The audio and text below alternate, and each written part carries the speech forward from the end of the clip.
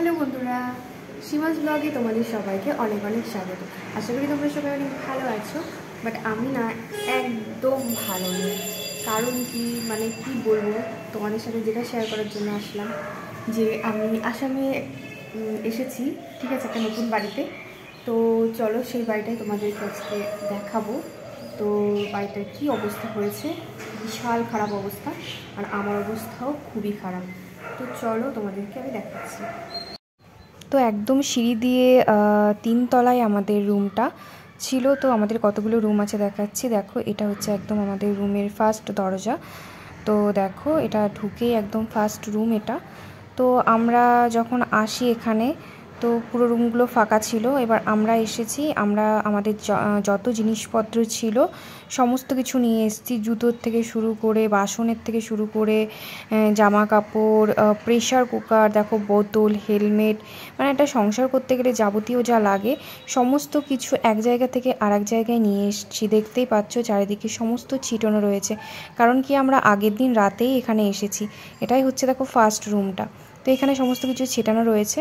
আর রাতে আপাতত আমরা এই সেকেন্ড রুম যেটা রয়েছে সেটাই আমরা আর কি আমাদের বেডরুম করেছি আমাদের ঘুমানোর জন্য। তো এই রুমটাই আমরা বেছে নিয়েছি ঘুমানোর জন্য। তো দেখো, খাটটা কিনতে হয়েছে, না হলে কোথায় শোবো বলো। তো এই বেডটা কিনেছি আমরা, কেমন হয়েছে জানাবে বেডটা।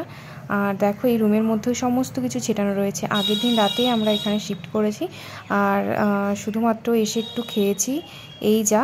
তো তারপরে দেখো থার্ড রুমটা তোমাদেরকে দেখাচ্ছি। এটা হচ্ছে থার্ড রুম। দেখো, এখানে সমস্ত রান্নাঘরের জিনিসপত্র রেখে দিয়েছি। আর এখানে একটু দড়ি টাঙিয়ে নিয়েছি। এখানে দড়ি টাঙানোর কোনো জায়গাই নেই, পেরেক ফোটানো যাবে না ঘরে। তো যাই হোক, দেখো এটা হচ্ছে রান্নাঘর। রান্নাঘরটা ছোট ছিল কিন্তু খারাপ না, ঠিকঠাক ছিল। তো মোটামুটি আমি গুছিয়ে রেখেছি, কিছুই গোছানো হয়নি।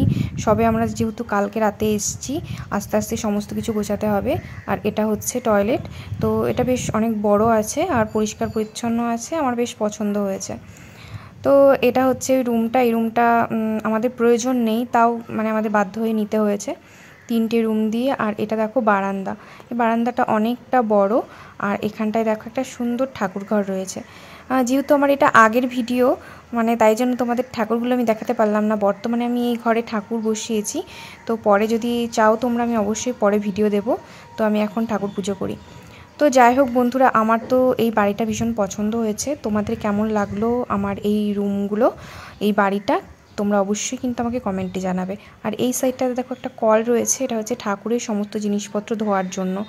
আর দেখো ধুলো ধুলো পড়ে আছে না, যেহেতু আমরা কালকে এসেছি, এখনও কিছু পরিষ্কার করা হয়নি, সব পরিষ্কার করতে হবে। আর বন্ধুরা, এখানে একটা বড় ব্যালকনি রয়েছে লম্বা। আর এখান দিয়ে আমি একটা দড়ি টাঙিয়ে নিয়েছি জামা কাপড় শুকনো করতে দেওয়ার জন্য, কিন্তু দড়িটা একটু ঢিলে হয়ে গেছে, পরে অবশ্য আমি টাইট করে দিয়েছিলাম। তো যাই হোক, আমার তো বেশ ভালো লাগলো। আর চারিদিকের পরিবেশটাও সুন্দর ছিল, অনেক গাছপালা, বাড়িঘরগুলোও খুব সুন্দর, আর ফাঁকা পরিবেশ, হাওয়া আসে প্রচুর। আমার তো ভীষণ পছন্দ হয়েছে।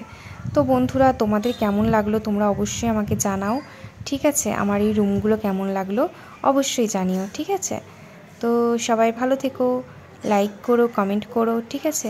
যারা এখনও সাবস্ক্রাইব করোনি তারা অবশ্যই সাবস্ক্রাইব করে নিও, ঠিক আছে? ভালো থেকো সবাই, টাটা।